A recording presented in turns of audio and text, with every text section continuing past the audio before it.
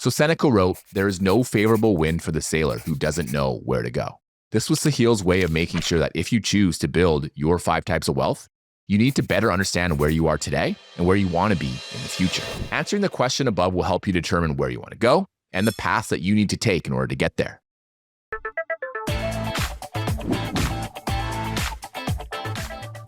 Hey, real quick before we jump into today's episode. If you've been enjoying the show, please hit that subscribe button. It's totally free, helps out the channel a ton, and ensures that you won't miss any future episodes. Thanks a bunch. We'll be discussing a book on wealth that I found very highly impactful. It's pretty rare for me to discuss wealth accumulation because I simply think that most books on that subject are just pretty commoditized. You read, 5 to 10, and they just recycle the exact same things. But the book, The 5 Types of Wealth by Sahil Bloom, was refreshingly different because it's not a book that focuses only on the monetary side of wealth. Instead, it focuses more on the holistic side of wealth. So the book is just not a blueprint that one can purely use to make more money. Instead, I think it's more of kind of a compendium of ideas that anyone can integrate into their own systems to enrich their lives and make it more meaningful and fulfilling. To understand the book at a high level, let's look at what exactly the 5 types of wealth are. So the first one is time wealth. This is the freedom to choose how you spend your time, who you spend it with, where to spend it, and whether you want to trade it for something else. Second is social wealth, which is the connections that you have in terms of depth and breadth in your personal and professional worlds. Third is mental wealth, which are the connection to things like purpose, meaning, and fulfillment that can help steer your short-term and long-term decision-making. Fourth is physical wealth, which is the focus on controllable actions that can help optimize your health, fitness, and vitality. And lastly, here's financial wealth, which is just the ability to keep your liabilities below your assets and to build financial wealth with that difference. Now, I like here how Sahil put financial wealth in last place, and I believe he did this very intentionally. So he mentions in the book that the classic style of defining wealth was simply by measuring just how many zeros you have at the end of your bank account. Now, the problem with this is that it means you can't be wealthy until you reach a specific level of financial wealth. My father is one of the happiest people that I know. He was an immigrant from Myanmar and is very intelligent and mindful and never really made making money a large priority in his life. He has always lived beneath his means. He finds joy and happiness in simple and free things, and he's very healthy to boot. He's now retired, and most of his days are spent doing exercise, meditating, and cooking. He lives in a great neighborhood by the beach, and he knows so many people in his community simply because he's just out there walking around every day and talking to people. So my dad has done a really exceptional job at finding wealth without placing a very large emphasis on the financial parts of things. When it comes to mindfulness, my father also grew up for many years as a Buddhist monk, so he understands a lot of that as he was trained in it at a relatively young age. Now, the point that Bloom was making here was that wealth isn't really something that needs to be thought up as some sort of destination that you will someday achieve. Wealth can be built as part of the journey of life. Now, the book goes over many different ways to score your wealth in each of the 5 areas by going through a list of different questions. You give your answers, get a numerical score, add them up, and you see what you get out of 100. This helps you identify where you might have areas that you can improve on the most. He has an online quiz that you can take to identify where you're weak, and I'll put the link to that quiz in the show notes. So when I took the quiz, I identified physical wealth as my focus area, as it was the type of wealth that I scored the lowest on. Now, this is a very interesting subject to me because I've always actually placed a very large amount of importance on my physical wealth, especially in my 20s and earlier 30s. But over the years, I know I've probably let that slide, and I know that I need to make it a higher priority going forward because I know I feel the best when I'm eating right and exercising regularly. Now, before we jump into breaking down how you can examine the 5 types of wealth, you have to ask yourself a pretty basic key question, and that is to just complete the sentence. I am the type of person who blank. Now, in the Book of Joy by the Dalai Lama and Desmond Tutu, there's a great passage. In order to develop our mind, we must look at a deeper level. Everyone seeks happiness, joyfulness, but from outside, from more money, from power, from big car, from big house. Most people never pay attention to the ultimate source of a happy life, which is inside, not outside. So asking the question above helps you to determine the type of person that you want to be, the types of characteristics and attributes that you want to embody, and the ones that you also want to completely avoid at all costs. Buffett has said, if you get to my age and nobody thinks well of you, I don't care how big your bank account is. Your life is a disaster.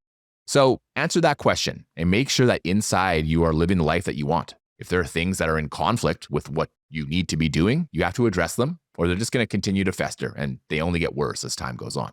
So Seneca wrote, "There is no favorable wind for the sailor who doesn't know where to go." This was Sahil's way of making sure that if you choose to build your 5 types of wealth, you need to better understand where you are today and where you want to be in the future. Answering the question above will help you determine where you want to go and the paths that you need to take in order to get there. He utilizes 2 thinking tools to accomplish that: goals and anti-goals. So goals here, pretty self-explanatory. These are just the things that we want to achieve on life's journey. These might be big long-term goals such as owning a house or being financially independent, but all long-term goals require short-term goals in order to actually get there. So I recently shared a short-term goal with my co-host Clay Fink regarding the TIP Mastermind community and how we hit a goal that we had in annual recurring revenue. But our primary goal is actually to double that number. And while I'm very excited that we're halfway there, I'm just focused on the next level up towards that ultimate goal.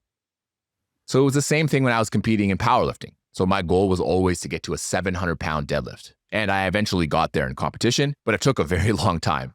And instead of beating myself up for failing to get that 700, I just really put all my focus on incremental progress and improvement. Setting those smaller goals was just integral in eventually reaching that long-term goal that I had. Now, anti-goals was the area that I found most interesting out of the 2. So as you know, I'm a huge fan of Charlie Munger's mental model of inversion that he cloned from eminent German mathematician Carl Jacobi. Well, we have goals for our eventual destination. We also have to be mindful of the landmines that are on that journey that can completely derail our ability to reach those long-term goals. For instance, Charlie knew that he wanted to live a long life. So he once said, "All I want to know is where I'm going to die, so I'll never go there." If you know what could happen to make sure your goal never happens, isn't that probably a very important part of reaching your destination? But Sahil Bloom takes it one step further. There are goals that we might want to achieve, but what's the point in getting to that goal if you step on the toes of everyone in your life who you love and gives you joy and happiness? So just like the Buffett quote that I mentioned above here, you don't want to be the person in their 90s who has no friends or family who actually like them. So while you should make goals to achieve, you also need to make anti-goals along the way, both to avoid the landmines and to ensure that you aren't neglecting other areas of your life that you just can't afford to skip. So there are 3 questions to ask for your anti-goals. Number 1, what are the worst possible outcomes that could result from your pursuit of these goals? Number 2, what could lead to the worst possible outcomes occurring? And number 3, what would you view as a Pyrrhic victory, winning the battle but losing the war? One of my largest goals is to achieve financial independence. This is clearly not a goal that will be achieved overnight, as it requires many years of compounding and saving to reach. So if I break that goal into smaller pieces, for me, it might look like this. The first one is just continue compounding my capital and maintain my CAGR of over 15%. I'm getting better than that, but my goal is basically just to double my money every 5 years. The second is to save a portion of my salary and contribute that to my wealth while lowering my tax burden. And third is to continue spending money on things that make my family and myself happy while also building my wealth simultaneously. So the anti-goals that I have are firstly, just lifestyle creep, not allowing myself to incrementally spend more and more money, which can obviously just kind of apply these financial shackles if my spending eventually exceeds my income. Second is to make sure that I'm not neglecting other expenses in my life that are very important for my family just for the sake of saving. And third is just using leverage to reach my goals faster, which can also coincidentally make it so that I just never actually reach my goal. So you can run these goals and anti-goals on multiple areas of your life. And if nothing else, they really just help align you with your goals and identify areas that you have to flag to make sure that you achieve your goals in a joyful way that doesn't destroy relationships along the way. Now we get to the first type of wealth that I want to discuss, time wealth.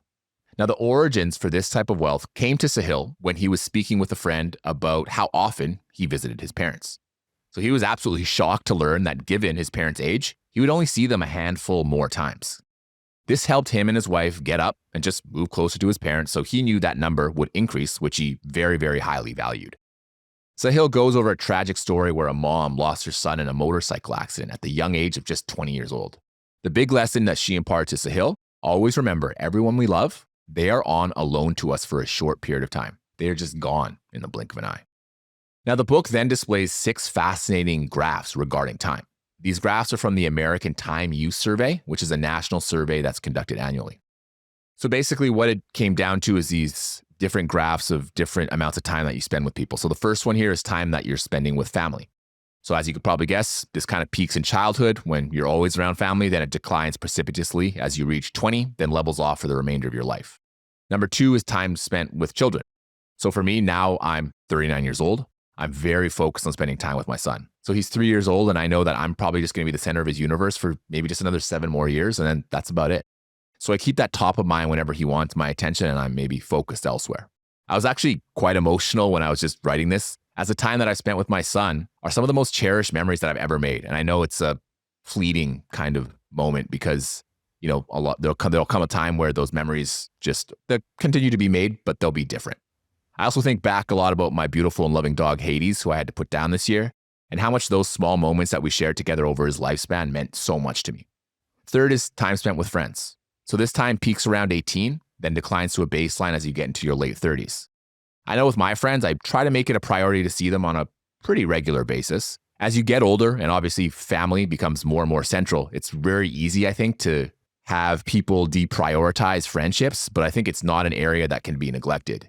You have to kind of balance this time that you spend with your friends who create a lot of value for you while also avoiding the ones who sap energy from your relationships. Fourth is time spent with your partner. This chart was absolutely beautiful for me.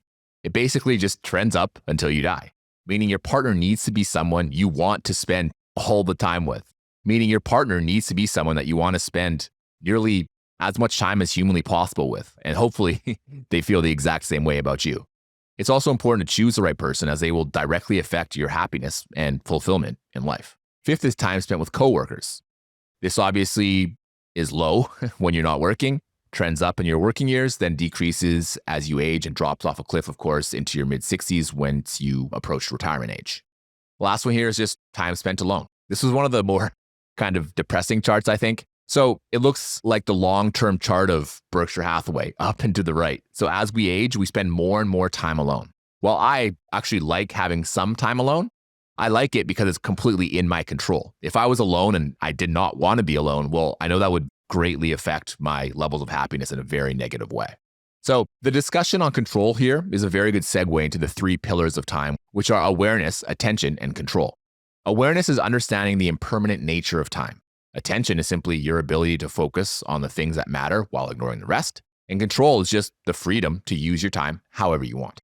Now, the book goes into systems for building time wealth. Each type of wealth goes into these different types of systems, and they're all good, but some of them are going to resonate more deeply than others. So I'm going to go over only the ones that resonate most with me in my own season of life. So the first tool that really resonated with me was one that Sahil created, which was inspired by Warren Buffett. Now, I remember reading the Buffett story that he discussed in the book. The gist of it was that Buffett told his personal pilot about this kind of 3-step process to clarify personal and professional goals. So here's how it works. First, you simply write down your career goals. Buffett mentioned writing 25, but it can really be any number. Now what you do is you circle the top 5 goals from that list. On another sheet of paper, you put the 5 on one side and the rest on the other side. Next, you ignore the rest as they're now your avoid at all cost lists, as they serve to just be a drag on getting to your primary goals. And then fourth here is just focus on the top 5. So you can do this for both your professional and personal life. The next one I really liked was the Eisenhower matrix. This one's quite simple. So there's 4 areas on the matrix. There's important, urgent, not important, and not urgent. This matrix was attributed to Dwight Eisenhower's incredible productivity. So important and urgent tasks are ones that obviously just need to be done right now. Then you have important and not urgent. These are tasks that require attention and create very, very high returns as long as you don't procrastinate on them. This is the area that you should probably spend most of your time with. Next is not important and urgent. Sahil says that these are in the kind of beware category. This is because they drain time away from those important tasks. If you can, you want to try to delegate these to free up time for the more important tasks. Lastly are the not important and not urgent. These are complete time wasters and don't even need to be delegated. They can just be completely deleted. Part of why I liked this so much was that I'd actually seen it before. But where was it? I racked my brain, and then I thought of Stig mentioning it somewhere. Then a light bulb went off. It's actually inside TIP's handbook. I looked it up to verify, and there it was, number 1 under core values. It's been very helpful in showing me where I should spend most of my time. For TIP, that's in doing things like reading, writing, and listening to people involved in the investing industry. Generally, my podcast episodes take precedence over pretty much everything else, but I try to focus on what is important rather than what is urgent, which gives me flexibility to avoid being rushed and spend more time on the communities that we've created. So the last thing I found interesting was the art of no. So I think the amount of yeses and nos that you say are inversely proportional as you age. When you're young, you have little responsibility. Therefore, if let's say a friend asks if you want to go hang out, there's probably a very, very good chance you're just going to say yes. But as you age, you get more responsibilities, a family, a career. You just have to say no much more often. Otherwise, you risk some very severe time management issues. Now, Sahil has a system for personal life and professional life. For your personal life, if someone asks you to do something, simply ask, would I do this right now? And if the answer is yes, do it. And if the answer is no, then just say no. For work tasks, he makes a few changes. So if it's something that will further your career, then you can obviously say yes. But you also have to ask yourself, would you do this if you knew that it's going to take twice as long and be half as rewarding? And if the answer is still yes, then proceed and do it. If the answer is no, skip it. So this is a great, great tool. As a podcast host, I'm somewhat well known in some very, very small circles of the investing world. So I do actually get asked by many of the listeners to meet up or have calls. Now, while it would be amazing to take all these calls and meet more of you and develop some of these deeper relationships, I just unfortunately simply don't have the time in the day to do so. So if I politely decline, it's because I just have other areas of my life that I have to prioritize to continue improving and reaching my own goals. The next type of wealth I'd like to discuss is social wealth. I mentioned that Sahil moved closer to his parents once he realized that he didn't have nearly as much visits with him as he was comfortable with. This is a form of social wealth. Now, I like his contrarian take on social wealth. He writes, conventional wisdom says that one should focus on the journey, not the destination. I disagree. Focus on the people. When you surround yourself with inspiring people, the journey becomes more beautiful and the destination more brilliant. He calls this finding your front row people. And it's a crucial group to prioritize, as these are the types of people you want sitting in the front row of your funeral or being close to you all the way to the end of your life. Let's rewind to 1938, a time when two completely unrelated teams of researchers based out of Boston decided to track the lives of young men. But they wouldn't just track them for a year, then aggregate the data and reach some form of conclusion. They were both long-term studies that actually lasted multiple decades. Each research team studied young men, but after that, there were just quite a few differences between each group. So the first group was led by a Harvard physician named Arlie Bach. Now, Dr. Bach wanted to focus on attributes of the normal and successful. He wanted to learn more about obtaining a blueprint from happiness, health, and success. His study included 268 Harvard College undergraduates who were all males. If you were able to attend Harvard, chances are that you probably came from a pretty well-off family and would also become pretty well-off yourself. Now, the second group was quite different. It was led by a husband and wife duo named Sheldon and Eleanor Glueck. They both studied juvenile delinquency and criminal behavior. The Gluecks focused on about 456 boys from some of Boston's most troubled families and neighborhoods to find connections that just caused their delinquent behavior. Now, each of these studies lasted for over 30 years. Then they were unified in 1972 by another Harvard graduate named George Violent. The craziest part about this study is that it's actually still running today over 85 years later. So the study tracked the original 724 participants and added an additional 1,300 of their male and female descendants. Now, the crucial conclusion of the study was simple. Relationships are everything. Dr. Valent didn't hold back words when discussing his findings. The key to healthy aging is relationships, relationships, relationships. Healthy relationships were the best predictor of life satisfaction, outpacing other areas you may intuitively think might be more powerful, such as social class, wealth, fame, innate intelligence, and genetics. Even more importantly, healthy relationships had a direct positive impact on physical health. The study's current director said in a TED Talk, the people who were most satisfied in their relationships at 50 were also the healthiest at 80. Now, as you might expect, loneliness was found to be much, much worse for one's health. The single characteristic was more impactful than traditional health issues such as the use of alcohol or tobacco. Another great point that the book makes regards COVID and how many people had to quit their jobs to find something new and on top of that, move somewhere else. And apparently that just hasn't worked out very well long term. A 2021 survey found that about a third of Americans who moved actually regretted the decision, with the most common regret being leaving family and friends. Now, this is a fascinating subject that hits very close to home for me. I value family and friends very highly. I have a very close relationship with my mom. I speak to her almost daily, and I go to visit her about 2 hours away from where I live pretty much every month. But Vancouver is a very expensive place to live. My wife and I both want to stay because her parents and her sister, who she's just as close to as I am to my mom, live here.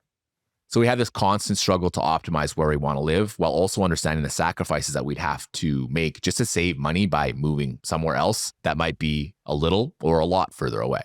When I reflect on this, I realize that I'm not sure there's enough money that I could save that would make me want to move away from my family.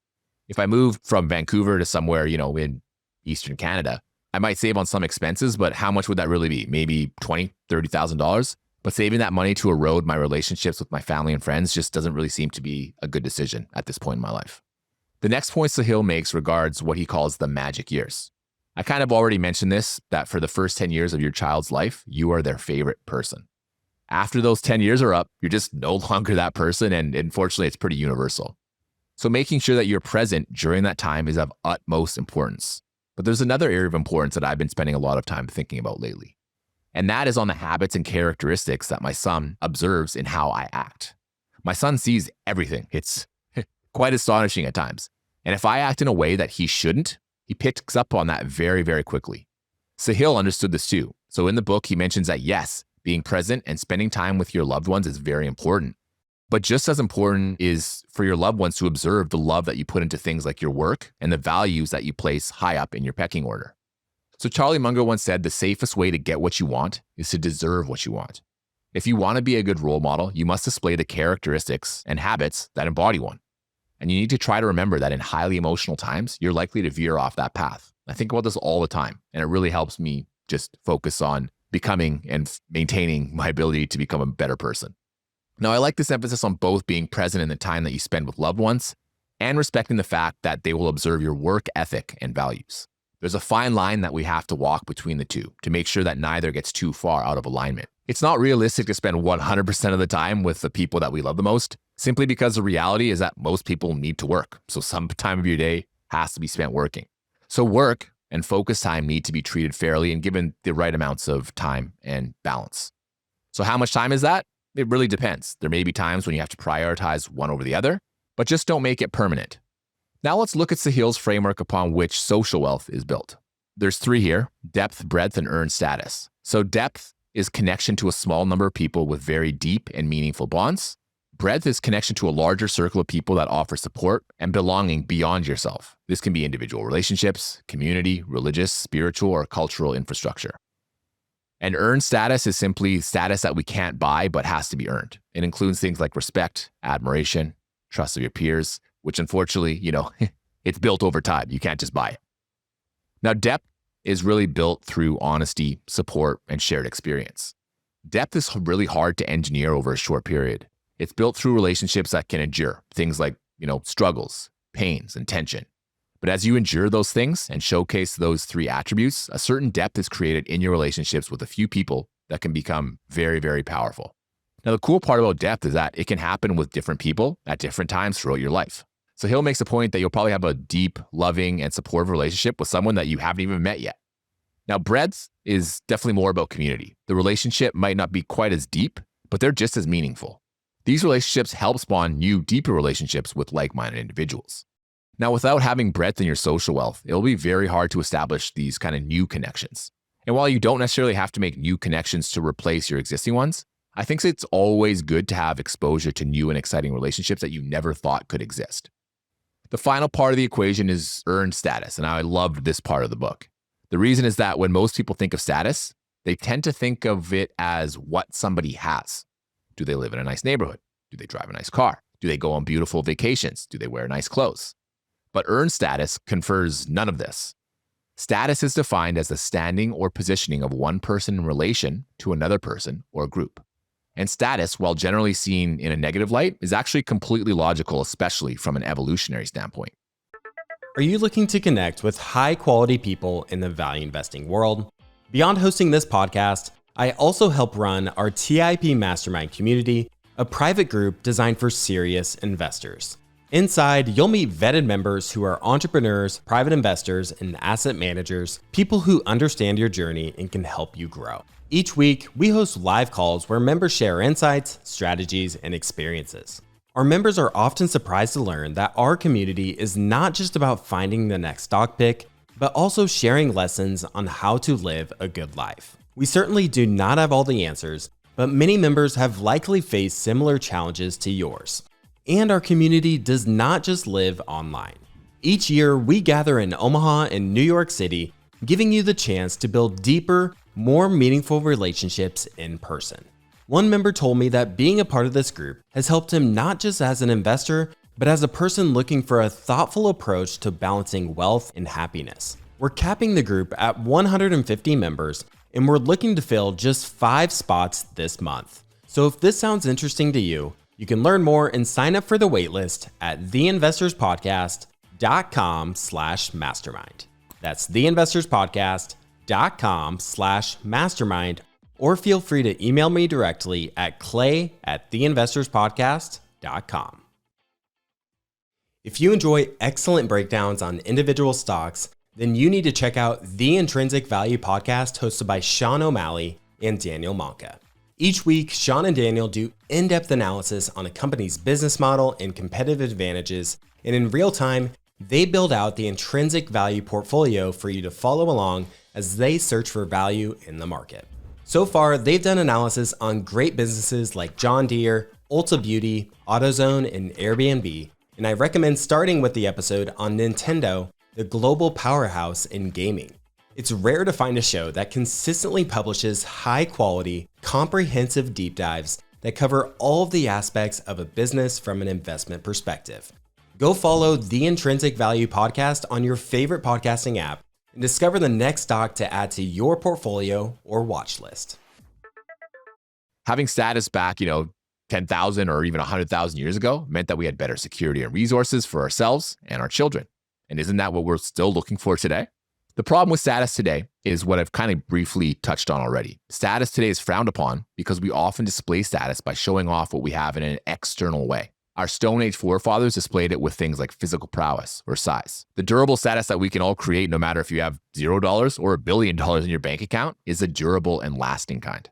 The status that consists of trust, respect, and admiration of your peers, and this cannot be bought. The other problem with modern status is that the pursuit of it often ruins people. Sure, you may have a pile of money to fall back on, but if you destroy every relationship that you've had in the pursuit of that status, it's really just a Pyrrhic victory. Earned status has a number of incredible benefits: freedom of your time, healthy and loving family and friend relationships, purpose and mastery in your profession or hobbies, compounded wisdom accumulated through a lifetime of education and experiences, an adaptable mind, and a strong and fit physique. Focus on building earned status and you'll live a much more meaningful life. Sure, there's going to be times where maybe you splurge and treat yourself, but just make sure you don't become a slave to those whims. Now I want to go over some of the more impactful tools for building social wealth that were outlined in this book. One big theme I noticed in these tools was to ensure that you're focused on cultivating the right relationship. Some relationships are just not worth pursuing simply because they're asymmetrical. You should be providing the other with as much value as possible, and in return, you should also be receiving value. If you're in a toxic relationship, you provide value while the other side provides pretty much nothing and often saps you of your time and energy. So the first tool I really liked was called the relationship map. You start off by listing your core relationships. Then you assess them by asking if the relationship is supportive, ambivalent, or demeaning, as well as asking if the relationship interactions are frequent or infrequent. A quick side note here, most people intuitively believe that demeaning relationships are the most destructive. I know I thought this way before reading this, but it turns out that ambivalent relationships actually are even worse. The problem with these relationships is just in the uncertainty. The most toxic relationships tend to be the ones that are actually a mix of positive and negative. The next step is to map out your core relationships on kind of this 2x2 matrix. Relationship health goes on the x-axis, from demeaning to supportive, while relationship frequency goes on the y-axis, from rare to daily. This shows which relationships should be prioritized from top to bottom, as well as which relationships are worth completely removing from your life. The two most important zones are obviously going to be your supportive relationships, both frequent and infrequent. With supportive frequent relationships, you can simply just focus on maintaining them. With the supporting and infrequent relationships, you should probably spend more time making them a little bit more frequent. The next tool that I liked was regarding growing in love. So the part of this tool I really resonated with was in my preference for inversion, because it discussed 4 characteristics of relationships that die. So the 4 are criticism, defensiveness, contempt, and stonewalling or shutting down. These 4 characteristics emerged from a 1992 study by Dr. Gottman, who interviewed 52 married couples and could actually predict with 94% accuracy which of these relationships would end in divorce. Now, no relationship exists without some form of criticism, I get it. The key is in how that criticism is delivered. I think feedback is very, very important. But if criticism comes from a certain angle, it can be viewed more as an attack than as feedback. Dr. Gottman came up with a way of dealing with these 4 horsemen of relationship death. So for criticism, the key is to avoid using the word you and focus more on the word I. This reframes blame and focuses on what you feel or need from your partner. In terms of defensiveness, instead of deflecting responsibility, accept their perspective and apologize while trying to view it from their perspective. For contempt, he says to create a reminder of your partner's positive traits, actions, or behaviors, and to express gratitude for those behaviors. Then for stonewalling, just take a breather, think on things, then return to it once cooler heads have prevailed. One tool that I want to mention is for communication, and it's called helped, heard, or hugged. You probably know the feeling when your partner is venting to you about something and you attempt to help them out, only to be met with the kind of resistance because it becomes clear after the fact they did not need the support that you offered. I know this happens to me much more often than I'd like. I know my wife sometimes wants to just vent to me, and too often I may try to dispense advice on how to deal with her problem. But this fails to provide her with the support that she needs at that time. Sometimes she just doesn't want my advice, and sometimes she wants me to listen, and sometimes she might just want the comfort of a hug. The framework is simple. When someone comes to you with a problem, simply ask them, do you want to be helped, heard, or hugged? When you ask this question, you become much better aligned with the type of support that they need from you. The final tool that resonated with me was the status test game. This is a simple test to determine whether you are playing a bot status game or an earned status game. To determine whether you're playing a bot status game, ask yourself whether you would buy this thing if you couldn't show it or tell anyone about it. If you're buying something expensive because you truly love it and maybe it provides you with a high degree of utility, then perhaps you're still buying it for the completely correct reasons. But if the answer is no, then you're playing a bot status game. You'll never completely avoid playing this game, but you should try to not play it constantly. To understand, if you're playing an earned status game, ask yourself this: could the richest person in the world acquire the thing I want by tomorrow? This one's simple. Someone who measures wealth by money will always have more status than you if you don't have the same amount of money. But intangible treasures like free time, loving relationships, purpose, expertise, wisdom, a healthy body and soul, and hard-won financial success cannot be bought by someone with more money than you. They have to be earned, and earned over a long period of time. When I ask myself these 2 questions, I know I don't always avoid the bot status games. I like nice clothes, for instance. Part of the reason is I like how they make me feel, and if I'm being honest, if I didn't have to tell or show them to anyone, I might just revert to the caveman style of the past and wear some form of primitive clothing that I could just find growing in the forest. But I know I'm blessed to be on this podcast talking with you today because it gives me purpose, builds my expertise and wisdom, and allows me to share my findings with an audience of like-minded individuals. So part of my social wealth is just in sharing these things that I find fascinating with you, our loyal listeners. So next up comes mental wealth. Sahil sees mental wealth as kind of a question of one's curiosity towards life. He asks the question of what our 10-year-old self would think of you today. Would they be genuinely interested in what you do, how you're doing it, and what problems you're trying to fix? Or would they just be bored to tears? Bloom chose curiosity because he found a very interesting study that showed just how powerful it is. The 2018 study found that brain systems engaged in curiosity had several beneficial side effects: improved abilities to maintain cognitive functions, mental health, and physical health as you age. He calls curiosity the fountain of youth. To make curiosity even better, it's also associated with high levels of life satisfaction, positive emotions, and lower anxiety. We can break down curiosity even further into 3 distinct categories. The first is purpose, which gives meaning to our journey. Then there's growth, which allows us to unlock new insights along the journey that can help us understand ourselves, others, and the world at an even deeper level. Then it finishes off with space, which is literally the space needed to do important things like think, reset, or wrestle with life's questions and recharge our mental well-being. The characteristic that really jumps out to me about curiosity here is space. So this is an area that I find for myself is probably the hardest to create simply because life just doesn't always give you space even when you really need it. One thing that has had a major impact on me in 2025 was to do a gratitude reflection as often as possible. I aimed for daily, but in reality, I probably did it more like 4 to 5 times per week. Now, all I did was think of 3 people or things that I was grateful for. It would only take a few minutes of my time, but even getting to it was sometimes hard given how busy my day-to-day life is. So I put a reminder on my iPhone and I try to get to it in the evenings when I have a couple minutes to myself. But to be honest, sometimes I do it while I'm brushing my teeth, driving my car, going for a walk, or just chilling with my family. But I think it's a really helpful exercise to do as often as possible, simply because it just helps build my mental wealth. Now, another great point Sahil makes is on the utility of Ikigai. Ikigai is a Japanese term meaning life and worth. When put together, it connotes a reason for life. Ikigai has been used by some of the oldest Japanese people to help them live long and healthy lives. At its heart, it's made of just 4 parts. Number 1 is what you love. Number 2 is what you're good at. Number 3 is what the world needs. And number 4 is what you can be paid for. If you think of these as 4 overlapping circles, your Ikigai is at the center of where they overlap. It's easy to use this concept as a way to think of what we ought to do for a living, but the centenarians of Okinawa actually take it one step further.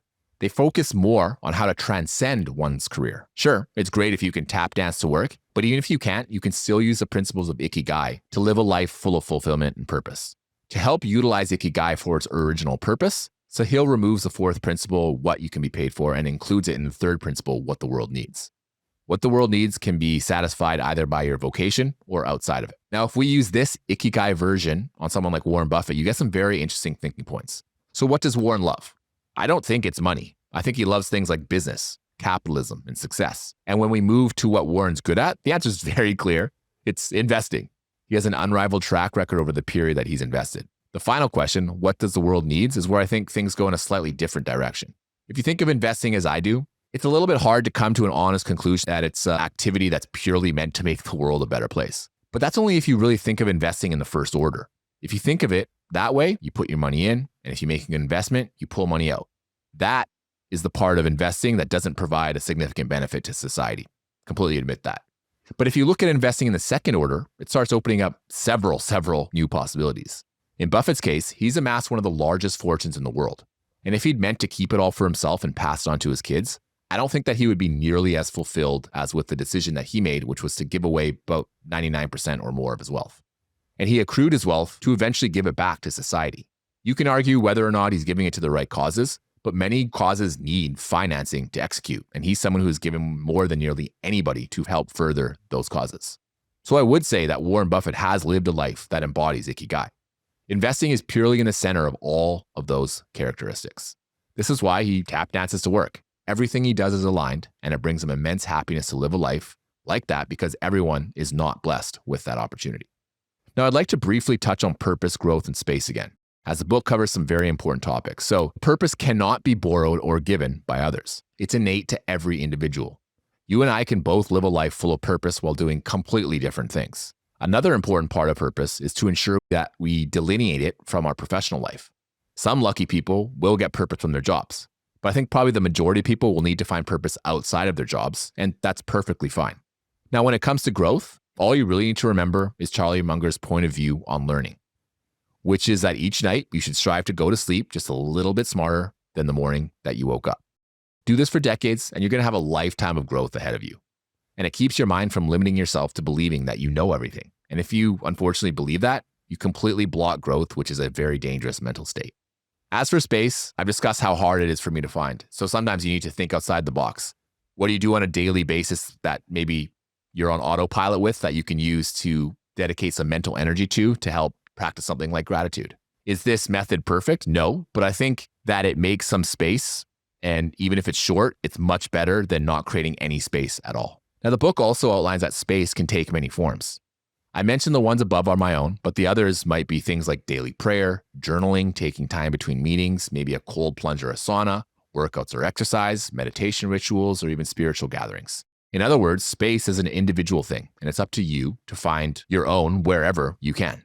Now let's look at a few of the mental wealth tools that resonated with me that I think are very useful. So the first one is one that I've already mentioned, which is Ikigai. So this is quite simple. First thing you do is you get a sheet of paper and create 3 large circles. Inside each circle, list the things that answer these 3 questions. What do you love? What creates the most joy and happiness in your life? Then answer, what are you good at? What feels effortless to you that might not to others? Where do your natural abilities stand out? What abilities or skills do others recognize in you? And lastly, what does the world need that you can offer? Depending on your age, this might be different, so don't feel obligated to stick with one thing for the rest of your life. Once you write these things down, try to find where the 3 intersect, and that's how you live your Ikigai. I did this myself. So here's a few picks for each of the questions. So what do I love? Family, friends, jujitsu, investing, learning, cooking. What am I good at? Jujitsu, investing, so far so good, being a father, and coaching. What does the world need? Love, financial literacy, and opportunities for those without means to achieve their potential. So there are two areas that I focus on, but I prioritize one over the other. So obviously jujitsu, I love it. I'm pretty good at it simply because I've been doing it for such a long time. But in terms of using it to help with what the world needs, I think it's kind of lacking in that area. Whereas I think investing is a little bit better at doing all three. As I mentioned with Buffett, investing benefits the world if I can take care of my family and then make even more money that I can eventually give away. So I prioritize that area of my life. Now, I'm very lucky that my job is actually in an intersection of all three areas. It allows me to achieve some big goals that I love in investing and learning. And since I'm decent at investing and coaching, I can help others broadly through this podcast platform that you're listening to me right now. And finally, I'm able to just save money from my job, invest it, and hopefully create enough wealth to take care of my family and then make the world an even better place. The next tool I like was the Feynman technique. Since I like learning, this is one of the best tools that I personally use to better understand something. The technique was developed by the brilliant theoretical physicist named Richard Feynman. So where Feynman really shone was his ability to distill complexity into simplicity, an attribute that I very highly admire. So Bloom breaks down the technique into just 4 steps. The first one is to set the stage. So in this step, you figure out exactly what you want to learn, you gather all the necessary resources, and you get to work learning it. The second is to teach it. Imagine teaching the subject to an 8-year-old. This eliminates the possibility of using complex jargon. Then go ahead and literally teach it to someone. Third here is to assess and study. So once you teach it, identify some of the blind spots. Did the person that you teach it to understand it? Were there questions that you didn't have answers to? Or what were areas maybe that you got a little bit frustrated because you just didn't have the answers to their questions? And last here is to just organize, convey, and review. So obviously from when you assess how you did, you can find out where some of your blind spots are and go back to some of your source material and learn more about those blind spots and refine and iterate over time. And there you go. Now you've learned how to express an idea or a concept to someone in a very, very efficient and complete way. Now, Warren Buffett, I think, was a complete master of this. I would say Charlie Munger was good at it, but once you listen to him, it's obvious that he very much loves jargon. So I'm not sure I'd put him as high up on the pedestal as I would for Buffett. So the last tool I loved was the Think Day. So it's a hybridized form of the Think Week that Bill Gates is very well known for. So here's what Gates would do and why he did it. He would take a week away to get away from work, but this was not a holiday. It was time that he dedicated to 2 things, thinking and reading. This allowed him to get his creative juices flowing and to push him to think deeper and more broadly. It's a great exercise, and you can see how this would probably be beneficial for pretty much everyone. But the problem is, who has a week to be completely alone? There's zero chance I'd be able to sell my wife on this. So Bloom came up with a condensed version, which takes just 1 day. So here's how he structures it. You pick a day of each month to step away from all professional demands. You can seclude yourself, you can change your status to out of office and shut off all devices. Next, you just use that time. You read, you learn, you journal, you think, and allow yourself to zoom out and look at the bigger picture. Here are some of the thinking prompts that Sahil shared that I think are very powerful. If I repeated my current typical day for 100 days, would my life be better or worse? If people observed my actions for a week, what would they say my priorities are? If I were the main character in a movie of my life, what would the audience be screaming at me to do right now? How do I do less, but better? What are my strongest beliefs? And what would it take for me to change my mind on them? What actions did I engage in 5 years ago that I cringe at today? And what actions am I engaged in today that I might cringe at in 5 years? And I thought I'd add a few of my own that I think would be valuable questions to ask on a monthly basis. What am I doing today that's creating positive compounding that might not be seen for another 10 years? What am I prioritizing or deprioritizing that requires adjustment? And what do I need to do differently to get closer to becoming the person that I know I want to be? I think these questions on a think day is a great idea. But if you can't even do a think day, you can also just meditate or reflect on them when you have some time. I think the act of doing that will be very powerful, ensuring your life is aligned with your principles and actions. Now, speaking of principles and actions, I've always prioritized taking care of my body, especially through exercise and nutrition. But as I mentioned earlier in this episode, this was actually the area that I think I've probably allowed to slip a little bit over the past few years. Now, this is a good transition here to discuss physical wealth.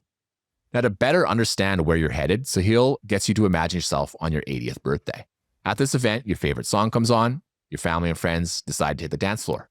The simple question is, can you join them or are you restricted to living vicariously through them by having to stay seated and watch them get all the fun? The point of this exercise is to have a closer look at your health today, to observe the harsh truth of your future. How you treat your body today in terms of exercise and nutrition will directly impact your ability to get up and dance or not. If you think of this question, it will help give you clarity on whether you are doing what it takes to live a long life full of vitality. And if you think the answer would be that you're going to be sitting, then that's a very good kick in the butt to make sure that you maybe make some adjustments to your life today that can hopefully be long lasting. You should also ask, what would your 80-year-old self want you to do today? Now, as with previous chapters, physical wealth is broken down into 3 primary areas. The 3 are movement, nutrition, and recovery. Movement's pretty simple. It's the exercise that you do on a regular basis that allows you to reap the benefits of continued movement. Nutrition is simply what you put into your body. And recovery is all the things that you do between exercise that helps you make sure that your body is ready to continuously be pushed. This includes things like flexibility and sleep. Now, I haven't discussed this at all in the podcast, but I actually owned my own personal training business for about a decade. So I'm intimately familiar with the fitness industry. When I was in my late teens, I brought the same level of investing obsession that I have today into the world of fitness and nutrition. I read books, I read research, spoke with experts, attended live events, earned important certifications, and continued to just seek the truth wherever I could. Now, the book makes a great point. The fitness industry is very crowded. This is probably why there aren't many great fitness-related public companies out there. It's very hard to get any advantage. And much of what happens in the fitness industry is built on fads, especially in nutrition. So I really like what Bloom wrote about nutrition. Just focus on whole foods, which tend to be foods that nature intended us to eat. Things like meat, chicken, fish, fresh fruits, vegetables, nuts. Focus on foods with as few ingredients as possible, aka just try to avoid eating processed foods or things that come in a box. The main problem with physical wealth is that I think out of all the types of wealth covered in this book, it can be the easiest to just simply forget. It's easy to stay on the couch rather than go up and get to the gym.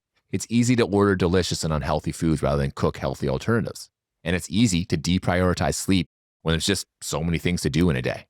In my opinion, while exercise, nutrition, and recovery are crucial to long-term health, the most important part of building physical wealth is simply showing up. Show up to your exercise, show up to eat good foods and avoid the unhealthy stuff, and show up to get your sleep in. Whether you do CrossFit or powerlifting or something else, to exercise just doesn't really matter if you never actually show up to do that exercise. So just show up, because if you do, you'll be ahead of the game. And I can say from my own experience that having showing up was the biggest part of the battle. It wasn't something that I had problems with in my early 20s because it was a massive priority for me back then. But nowadays, with so many other responsibilities in my life, it's nowhere close to where it once was. So instead of going over all the different tools in this book, which are good, I would just focus on finding something you think you can do for the next 5 years. This means something that's realistic and achievable. Doing a crash diet, which offers short-term results, is meaningless for the question posed at the beginning of this topic. You want to make small dietary changes that you can continue, hopefully, for decades. Doing a crash diet is like using leverage in the stock market. You may get really good results over a very concentrated period, but it will eventually just end. And there's a very good chance that you will completely blow things up and start over exactly where you started or end up an even bigger hole. But making small adjustments that last for decades is like being a buy and hold investor. You might have some ups and downs, but in general, you're moving in the right direction provided that you make the right choices. Now, I'll close this discussion out talking about a few of my goals that I'm focused on in 2026 and for the next few decades. They're primarily based around nutrition. My exercise comes primarily from jiu-jitsu, so I have that area reasonably well covered, but I'll cover that as well. My sleep could use a little work, but that just means going from maybe the 7 to 7.5 hours that I usually get to going to 8. So I don't think I have a massive deficit in that area. So that kind of leaves nutrition as my biggest problem. And for me, it just simply comes down to avoiding the foods that I know that I should avoid. I don't need to read another book on nutrition for the rest of my life to know that I should just avoid processed foods. I just need to do it. And if I do it, I know I'll feel better and look better. It's just that simple. So in the spirit of this episode, I came up with a few points for my nutrition and exercise that I intend to implement in 2026, which I believe are doable for many, many years to come. So the first one here, no processed carbs before dinner, about 80% of the time. The next is to continue with my 18-hour fasting windows. I've actually used intermittent fasting for well over 15 years, so this is very natural for me. But I'm also wanting to utilize a 24-hour fast on both Monday and Saturday, which are going to last from dinner to dinner. And then 2 dinners per week. I want to consist of only vegetables and then some sort of meat, poultry, pork, seafood product.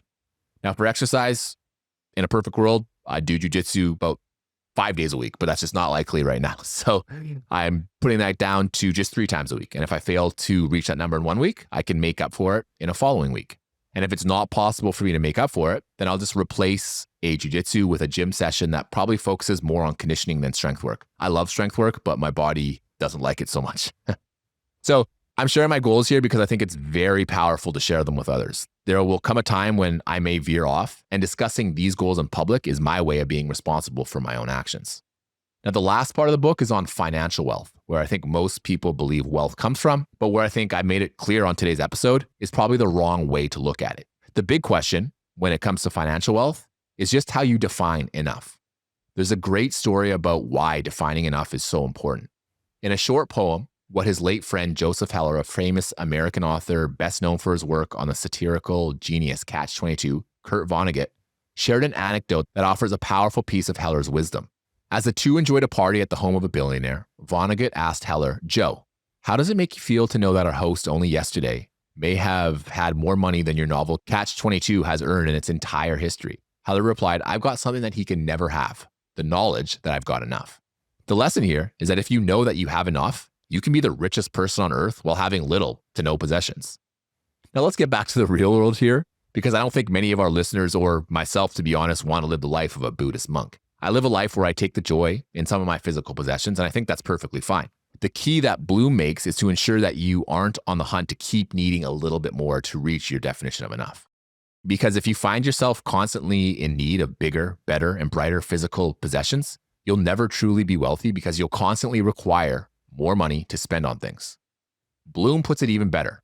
You will never have true financial wealth if you allow your expectations, your definition of enough, to grow faster than your assets.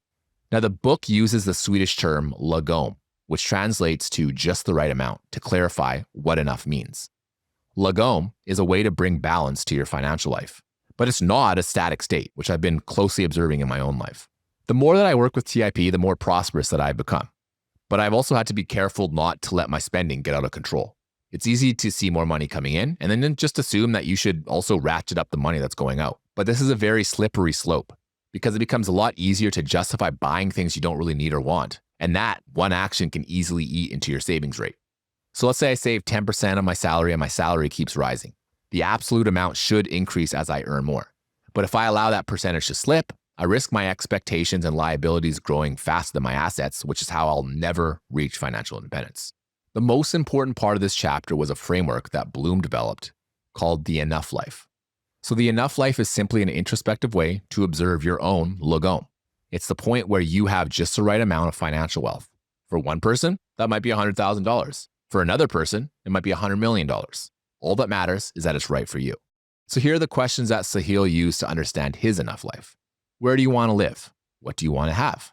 What are you and your loved ones doing in this moment? What are you most focused on? And how much financial cushion do you have?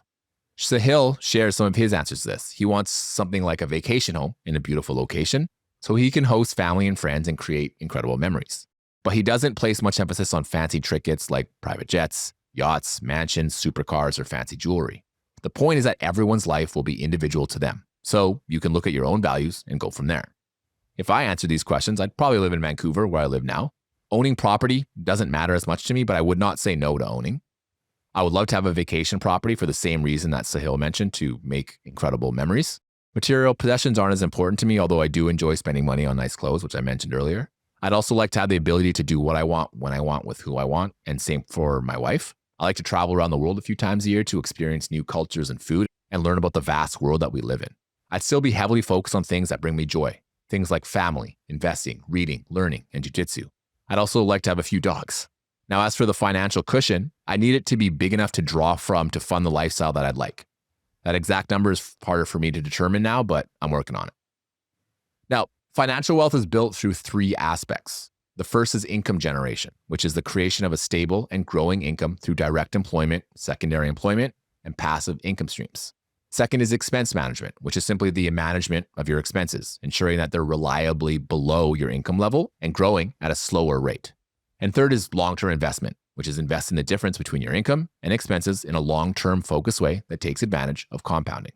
Now, I think these are all pretty straightforward concepts, and since this podcast discusses long-term investment in a lot of detail, I'm not going to spend too much time on that one. But I would love to touch more on the synergies between the first two aspects because I think those are by far the most important. So let's look at this through story form. So let's say we got two friends. We got Mike, and he's going for a walk with his best friend from childhood, Aaron. So Mike is telling Aaron about the latest vacation that he took and the 5-star resort that he visited with his wife and 2 children. He also mentions the brand new Mercedes-Benz that he bought and how he recently upgraded his house by moving to an even more affluent neighborhood than he lived in before, with a 6-car garage to hold the new cars that he plans to buy. Aaron starts rolling his eyes as Mike goes on, but Mike is completely oblivious. Mike then pulls up his sleeves to show a brand new Patek Philippe watch that he just bought for 6 figures. His friend Aaron does a few calculations in his head and is wondering just how on earth Mike is affording all of this. You see, Mike and Aaron aren't only childhood friends, but they're also software engineers at the exact same company with similar tenure and nearly identical salaries. Aaron knows this because they negotiated their latest compensation package together as a team. Aaron, on the other hand, lives a comfortable life, but he doesn't have nearly as many extravagances. He's also married. He has a couple children. He takes the family on a few very nice vacations per year. His car is ordinary. He lives in a modest home in a nice neighborhood, but nowhere nearly as nice as where Mike lives. But he doesn't feel the need to live in a neighborhood full of mansions. His garage has just 2 stalls, one for him and one for his wife. Aaron saves about 20% of his income every month and never wavers on that number. He doesn't carry any credit card debt, and the only debt he has is on his home and the cars that he and his wife have. But he's done the calculations and knows that he can easily continue saving 20% of his income while covering those expenses. Now let's look at the financial wealth between these two people, making the same amount of money with equal earnings power. So Mike is living a life of luxury, but has 0 savings and multiple credit cards well into the 6 figures. Aaron is living a great life, more modest than his best friend for sure, but already has 7 figures in his portfolio and has 1 year of living expenses saved up just in case something were to happen to his or his wife's job. Now, there's nothing inherently wrong with either of these lifestyles, but you can easily see that Mike is probably going to have a very difficult time reaching financial wealth because the gap between his income and expenses is negative. He will likely be working well into his 60s and 70s if he wants to maintain this lifestyle. Aaron is saving so much that he can probably retire in, his 40s and maintain his lifestyle. He can then use that time that he spent working to do whatever he would like to do. The key point is that they have different gaps that are managed differently due to their expense management. If Mike ever wants to get towards financial freedom, he'll either have to make a lot more money or spend less. It's just that simple. Financial wealth can be broken down into 5 levels. Level 1, baseline needs are met, such as food and shelter. Level 2, baseline needs are exceeded and modest pleasures become available. This includes things like eating out and simple vacations. Level 3 is that baseline needs are no longer top of mind. The focus moves towards saving, investing, and compounding wealth. Access to more significant pleasure is unlocked. Multiple vacations and more expensive experiences are at your fingertips. Level 4 is reasonable pleasures are readily available. Asset accumulation starts accelerating as assets generate passive income, which helps cover some but not all of your expenses. At this point, you're beginning to reach financial independence, but aren't quite there as you still require a primary income to fully fund your lifestyle. And last year is level 5, which is where all pleasures are available. Asset accumulation reaches escape velocity, and assets generate passive income in excess of all lifestyle expenses. This is when you're truly financially independent and require 0 direct or secondary income to meet your living expenses. Now, listening to this, you can quite easily conclude at which level you're at. The interesting thing about these levels is that just because you ascend up a level doesn't mean you're ridding yourself of your financial problems. It just means your financial problems evolve into something else. The book covers this entrepreneur named Patrick Campbell who sold his business for $200 million. Now, Patrick grew up in a working class family, so he didn't have a lot of money to begin with. But after he exited this business, he obviously ascended all the way up to level 5. But he still had a multitude of different problems. Instead of maybe the worries that he used to have, such as paying for the necessities of life, which were his old problems, his problems were now based around things such as identity. Now, I remember a member of our TIP mastermind community who actually created a community specifically for people such as Patrick Campbell. To qualify for that community, you would have to have exited a business for a minimum of $20 million. The group would then speak about a wide variety of things such as estate planning, taxes, and problems regarding identity, which just aren't problems that come up for people who are levels 1 through 4. They also discuss topics such as legacy and philanthropy, which we discuss a lot in the TIP mastermind community as well. But let's get to some interesting tools that we can use to help move up levels. The first tool I already mentioned is finding your enough life. If you have a partner, it's worth doing this exercise separately, then come together and compare notes. It will help you determine which changes are needed to bring your current reality into a future one. And it will help illuminate the specific steps necessary to reach your future. The next tool is more like a set of principles that Sahil created for his younger self. The beauty of this list is that it doesn't actually matter if you're young or old. They're valid regardless of how many gray hairs you have or don't have. The tool is more focused on how to generate more income. So the principle number 1, create value, receive value. When you create value for others, you receive it in return. And most importantly, the more value that you create, the more you receive back. Number 2, find out about what your boss hates doing and take it off their plate. Doing this adds value to your boss by freeing up time for things that they actually enjoy and helps make you more indispensable. Number 3, just be a good human. Normal acts of decency go a long way. Hold doors open for people, make eye contact while talking, be on time, and just be kind. These are simple things that just never go out of style and are universally appreciated. Number 4, work hard first, work smart later. When you're newer to the workforce, build a reputation as a hard worker. Then, once you have that habit ingrained, diversify out to leverage your ability to work smart. Number 5, build storytelling skills. Some of the best CEOs in history are known that way not because they are the most intelligent people, but because they can communicate their ideas most effectively to their customers and employees. Number 6, build a reputation for figuring things out. If you can solve problems that people are willing to pay good money for, you'll never be out of a job. Yes, you'll get imposter syndrome at times, but you'll also prove to yourself and others that you're capable of just figuring things out. And lastly here, number 7, dive through every cracked open door. Even if there's a glimmer of an opportunity that presents itself, just jump through it. It might not even pay off now, but could pay off massively in the future. Now let's examine the basic tenets of winning expense management. So the first step is to have a budget. I think this is most important if you're completely unable to keep expenses below your income. But even if you can keep them below, it can be a great tool just to see where you're spending and whether you can maybe reallocate your cash to things that maybe bring you more benefit, or even if you can reduce your expenses to increase your savings rate. The next step is to automate the savings process. I've always liked the system for this that was outlined in the book, The Richest Man in Babylon, which was just to pay yourself first. So he used about 10%, but you can use whatever number makes sense to you. One important point to make here is that savings should be separated into 2 categories. The first one should be savings for investing, and the second one should be savings for a rainy day fund. You should have a fund to help deal with life's uncertainties. Now, one of the biggest wins that I made on my expense management was number 3 here, and that's to treat credit cards like cash. So if you spend something on your credit card, don't think of it as something you'll gradually pay back because you're going to end up paying a ton of fees and interest expenses. What your goal should be is to get your credit card to 0 at the beginning of each month. As a bonus, you'll rack up a ton of points and you won't pay interest charges. Next is to budget for experiences. Life is most fun when you can create amazing, memorable experiences with people that you love. So if you're making a monthly budget, set aside money to fund these experiences so you aren't hit with a massive bill later that you can't immediately pay back. Now, the last 2 here are great. So the first one's plan ahead. This means that all expenses, not just the obvious ones such as groceries, mortgage payments, car payments, and children are taken care of. You want to make sure that you have large future expenses accounted for so you can handle them when they arrive. And finally, constantly evaluate your expectations. You can think of expectations as a liability because if expectations grow faster than your assets, you run the risk of causing yourself just financial misery. This means evaluating when you have lifestyle creep. Now, I want to make a note on this because I think it's really important and something that I've been thinking a lot about lately. I think it's okay to treat myself when I start earning more. I think that's perfectly fine.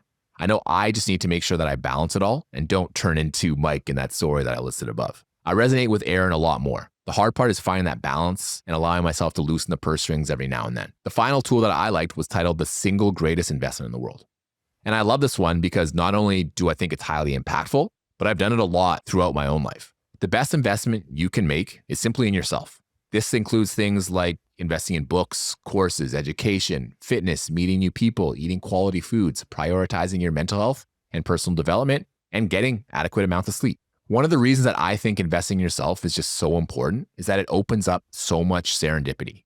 I can trace the fact that I'm chatting with you today on this podcast to a few choices that I made to improve myself. The first was investing in a writing course that helped me build a daily writing habit. This improved my writing skills and helped me to continue to develop my writing abilities on things like Substack, newsletters, and on Twitter. This one decision made my writing more digestible, which helped me connect with Clay, who was the reason that Stig eventually found me.